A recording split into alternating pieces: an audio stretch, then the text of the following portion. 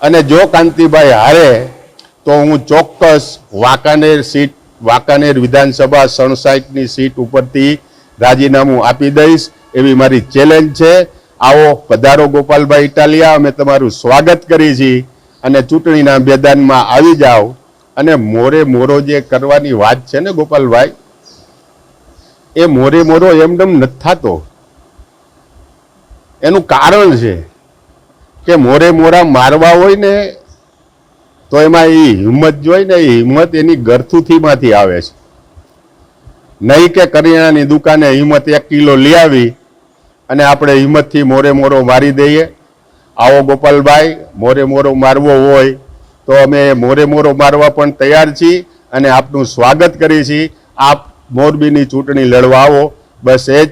ભારત માતા કી જય, વંદે માતરમ, જય જય ગરવી ગુજરાત।